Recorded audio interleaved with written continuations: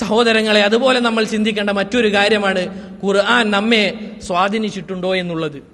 നമ്മളിതാ പല ആയത്തുകളും കേൾക്കുന്നുണ്ട്, പല സൂറത്തുകളും നമ്മൾ കേൾക്കുന്നുണ്ട്. പക്ഷേ നമുക്കതിൽ മാറ്റമുണ്ടോ എന്നുള്ളത് നമ്മൾ ഓരോരുത്തരും നമ്മോട് തന്നെ ചോദിക്കേണ്ട കാര്യമാണ്.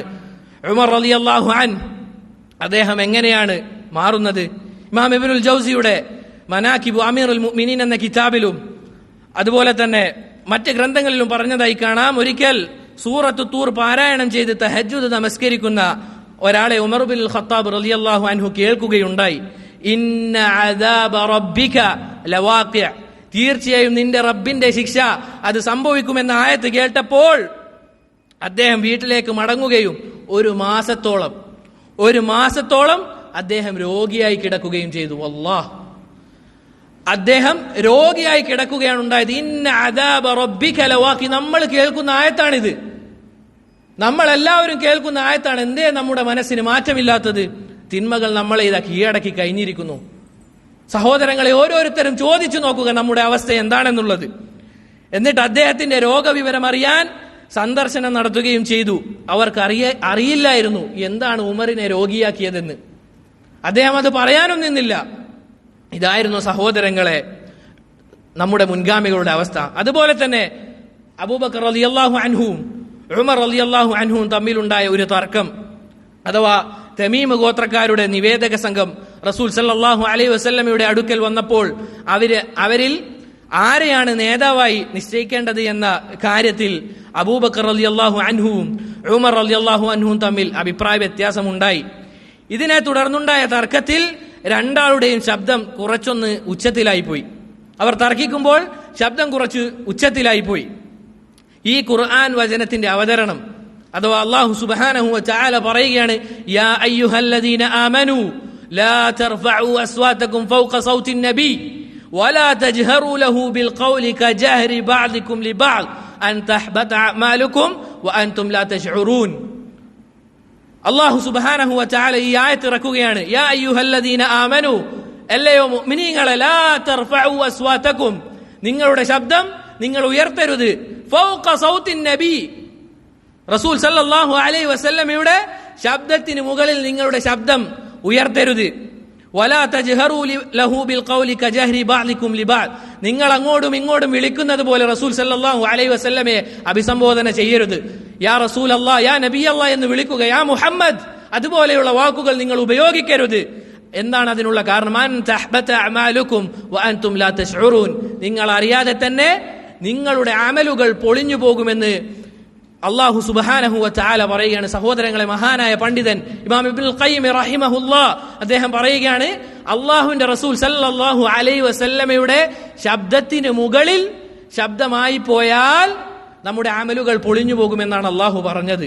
അപ്പോൾ ആലോചിച്ചു നോക്കൂ, റസൂൽ സല്ലല്ലാഹു അലൈഹി വസല്ലമയുടെ അഭിപ്രായങ്ങൾക്ക് മുകളിൽ നമ്മുടെ അഭിപ്രായം പറഞ്ഞാലുള്ള അവസ്ഥ ചിന്തിച്ചു നോക്കൂ സഹോദരങ്ങളെ. റസൂലിന്റെ ശബ്ദത്തിന് മുകളിൽ നമ്മുടെ ശബ്ദം ഉയർത്തരുത് എന്നാണ് പറഞ്ഞത്. അപ്പോൾ നമ്മുടെ അഭിപ്രായങ്ങൾ ഉയർത്തിയാൽ ഓരോരുത്തരും ചിന്തിച്ചു നോക്കുക.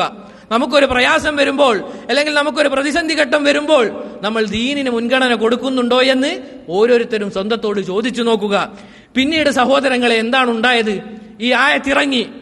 ഉമർ റളിയല്ലാഹു അൻഹു നബി സല്ലല്ലാഹു അലൈഹി വസല്ലമയോട് സംസാരിക്കുമ്പോൾ അത് കേട്ട് മനസ്സിലാക്കാൻ പോലും ചിലപ്പോൾ സാധിക്കാതെ വരും. ലാ ഇലാഹ ഇല്ലല്ലാഹ്. ഉമർ റളിയല്ലാഹു അൻഹു ആരായിരുന്നു? ശൈത്താൻ വരെ വഴിയിൽ നിന്ന് മാറിപ്പോകുന്ന അത്രയും ശൗര്യമുള്ള ഒരു സഹാബിയായിരുന്നു ഉമർ റളിയല്ലാഹു അൻഹു. അല്ലാഹു സുബ്ഹാനഹു വ തആല ഇതൊരു കൽപ്പന പറയുകയാണ്. പിന്നീട് അത്രയും പതുക്കെയായിരുന്നു ഉമർ റളിയല്ലാഹു അൻഹു അവിടുന്ന് സംസാരിച്ചിരുന്നത്. അതുകൊണ്ട് സഹോദരങ്ങളെ, നമ്മൾ ഓരോരുത്തരും നമ്മോട് ചോദിക്കുക, ഖുർആനിലെ ഏതെങ്കിലും ഒരായത്ത് അത് മുന്നിൽ വെച്ച് നമുക്ക് പറയാൻ സാധിക്കുമോ ഈ ആയത്ത് എന്നെ വല്ലാതെ സ്വാധീനിച്ചിട്ടുണ്ട് എന്ന്? ഓരോരുത്തരും ചോദിച്ചു നോക്കുക. നമ്മളെല്ലാവരും ഖുർആൻ ഒന്നാമത്തെ സൂറത്ത് മുതൽ അവസാനം വരെ പാരായണം ചെയ്ത ആളുകളായിരിക്കും. ഒരാൾ പോലും അങ്ങനെ ഇല്ലാത്തതുണ്ടാവില്ല. നമ്മൾ ചോദിച്ചു നോക്കുക, ഇന്ന ആയത്ത് കേട്ട് എന്റെ ജീവിതം തന്നെ മാറിയെന്ന് നമുക്ക് ആർക്കെങ്കിലും പറയാൻ സാധിക്കുമോ? എന്തുകൊണ്ടാണ് സഹോദരങ്ങളെ അങ്ങനെ പറയാൻ കഴിയാത്തത്? ഖുർആൻ പാരായണം ചെയ്യുന്നവർ മാത്രമാണ് നമ്മിൽ പലരും. ശരിയാണ്, ഖുർആൻ പാരായണം മാത്രം ചെയ്താൽ അതിന് പ്രതിഫലമുണ്ട്, അതിൽ സംശയമില്ല. പക്ഷേ നമ്മുടെ ജീവിതത്തിന് മാറ്റം ഉണ്ടാവണമെങ്കിൽ അതിന്റെ അർത്ഥം നമ്മൾ മനസ്സിലാക്കണം. അല്ലേ? മഹാനായ ഇമാം ഫുളൈൽ ഇബ്നു ഇയാദ് റഹിമഹുല്ലാ, അദ്ദേഹത്തിന്റെ ചരിത്രം എന്താണ്? അദ്ദേഹം കാലങ്ങളോളം വലിയ ഒരു കള്ളനായിരുന്നു, തുറുഖ്, വഴികൊള്ളക്കാരനായിരുന്നു അദ്ദേഹം. അവിടെ ഉണ്ടായിരുന്ന അവരുടെ നാട്ടിലുള്ള ആളുകൾ അവർ ഒരു വഴിയിലൂടെ പോകുമ്പോൾ അവർ പറയുമായിരുന്നു, അത് ഫുളൈൽ ഇബ്നു ഇയാദുള്ള വഴിയാണ്, അതിലൂടെ പോകൽ വളരെ അപകടമാണ്. അതുപോലെ തന്നെ അങ്ങേയറ്റത്തെ കള്ളനും മോശമായ ജീവിതം നയിച്ചയാളായിരുന്നു ഫുളൈൽ ഇബ്നു ഇയാദ് റഹിമഹുല്ലാ. എന്തായിരുന്നു അദ്ദേഹത്തിനുണ്ടായ മാറ്റം? അദ്ദേഹം ഒരടിമ സ്ത്രീയുമായി സ്നേഹത്തിലായിരുന്നു. അദ്ദേഹം സ്നേഹത്തിലായിരുന്നു. അങ്ങനെ അവരോടുകൂടെ തന്റെ കിടപ്പറ പങ്കുവെക്കാൻ വേണ്ടി അദ്ദേഹം ഒരു മതിലിങ്ങനെ കയറിക്കൊണ്ടിരിക്കുമ്പോഴാണ് അല്ലാഹു സുബ്ഹാനഹു വ തആലയുടെ ആ വാക്ക് കേൾക്കുന്നത്. അലം യഅ്നിനിൽ ലദീന ആമനു അൻ തഖ്ശഅ ഖുലൂബുഹും ലിദിക്രില്ലാഹ്. മുഅ്മിനീങ്ങൾക്ക് സമയമായില്ലേ അല്ലാഹുവിന്റെ ദിക്റിലേക്ക് അവരുടെ ഹൃദയത്തെ മാറ്റാൻ? അദ്ദേഹം ഈ ആയത്ത് കേട്ടപ്പോൾ അദ്ദേഹം സ്തംഭിച്ചു പോയി. അദ്ദേഹം പറഞ്ഞു, ബല, അതെ അല്ലാഹ്, അത് മാറാൻ സമയമായിരിക്കുന്നു. ഇപ്പോൾ ഫുളൈൽ ഇബ്നു ഇയാദ് റഹിമഹുല്ലയെ പറ്റി അറിയാത്ത ആളുകൾ, മതവിദ്യാർത്ഥികൾ ഉണ്ടാവുകയില്ല. എല്ലാ ഫിഖീന്റെ ഗ്രന്ഥങ്ങളിലും അദ്ദേഹത്തിന്റെ അഭിപ്രായം കാണാൻ സാധിക്കും. ഖുർആൻ അവർക്കുണ്ടാക്കിയ മാറ്റമാണിത്. സഹോദരങ്ങളെ, നമ്മൾ ഈ പാരായണം ചെയ്യുന്ന അതേ ഖുർആനാണ് അവരും കേട്ടത്.